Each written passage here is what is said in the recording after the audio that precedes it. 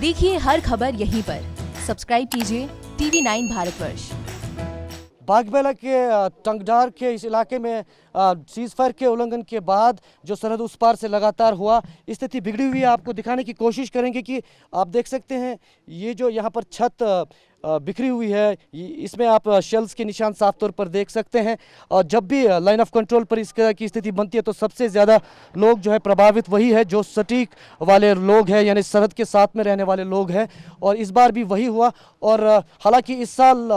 जो seize fire का उल्लंघन हुआ वो चौकी बल तक जो है शेलिंग जो है वो रेंज उनकी थी, यानी कि कहीं ना कहीं अंदाज़ा लगाया जा सकता था कि कितना हैवी शेलिंग इस बार, ख़ास तौर पर पॉपुलेटेड यानी कि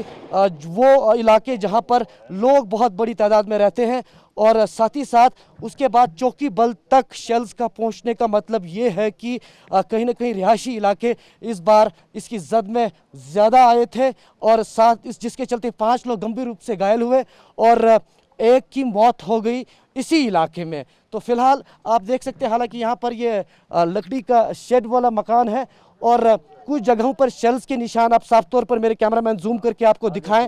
और कोशिश ये रहती है कि जब इस तरह की शेलिंग हो तो सेफ्टी बंकर्स तक लोग पहुंचे, और उसके बाद सुरक्षा बल जिसमें इंडियन आर्मी और जम्मू कश्मीर पुलिस का सबसे बड़ा महत्वपूर्ण रोल होता है, खासतौर पर जब कैजुअल्टीज़ या जो घायल लोग हैं जिन्हें अस्पताल पहुंचाना होता है, क्योंकि सरहद में सड़कों की बहुत दिक्कत रहती है, खासतौर पर कई अलग अलग मौसमों में। जिस तरह लोगों ने भी कहा कि अलग अलग मौसमी हालात में जो है सेना और पुलिस उनकी मदद के लिए यहाँ पर होती है, क्योंकि राब्ता जो है वो बाकी इलाकों से कटा हुआ होता है। और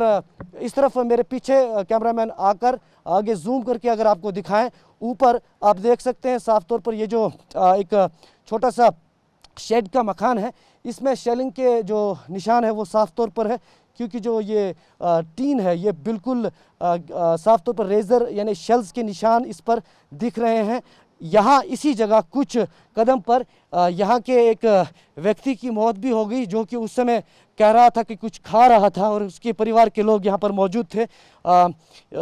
उसके बाद हालांकि जो बाकी लोग जो है यहाँ से 2 और लोग घायल हुए थे और 3 चौकी बल के इलाके में, वहाँ पर भी स्थिति गंभीर है।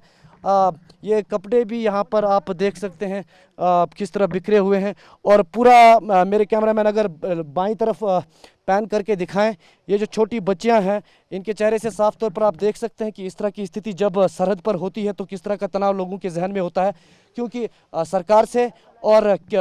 किसी भी स्टेट के कैपिटल से या केंद्र की बात करें, वहाँ से ये कटे हुए लोग होते हैं और इनकी जो बातचीत है वो यहाँ पर या तो पुलिस या तो आर्मी या तो यहाँ ज़िला प्रशासन जो है उनके साथ होती है, लेकिन जब शेलिंग होती है तब इनका अल्लाह ही हाफिज़ होता है, क्योंकि तब जो कुछ करना है वो खुद करना होता है। क्योंकि कम्युनिटी बंकर्स की भी जो लगातार टंगधार के इलाके में रहने वाले लोगों की मांग है, उसमें भी कहीं ना कहीं सरकार को ध्यान देना पड़ेगा, क्योंकि उड़ी सेक्टर में जिस तरह लगातार मांग थी और उसके बाद वहाँ पर कई कम्युनिटी बंकर सरहद के सटीक वाले इलाकों में लोगों को दिए गए, और टंगधार में जिस तरह 2019 से स्थिति बनी हुई है उसके बाद सबसे महत्वपूर्ण है कि यहाँ के लोगों को सेफ्टी बंकर्स दिए जाए ताकि वो सेफ रहे, सुरक्षित रहे। और बहुत ज़रूरी है कि यहाँ पर इनकी संख्या बढ़ाई जाए, क्योंकि टंगधार अब सीज़ फायर के उल्लंघन के लिए हॉटस्पॉट बन चुका है। चाहे आप केरन की बात करें, करना की बात करें या टंगधार के इस इलाके की बात करें, यह पूरा जो नौगाम सेक्टर है, कई जगहों पर आए दिन अब इस तरह की स्थिति देखी जाती है और इसी तरह का तनाव यहाँ के स्थानीय लोगों में देखा जाता है। कैमरा पर्सन सईद मुर्तज़ा के साथ इरफान कुरैशी, TV9 भारतवर्ष, टंगधार। परवाह देश की, सोमवार से शुक्रवार रात 10 बजे TV9 भारतवर्ष पर।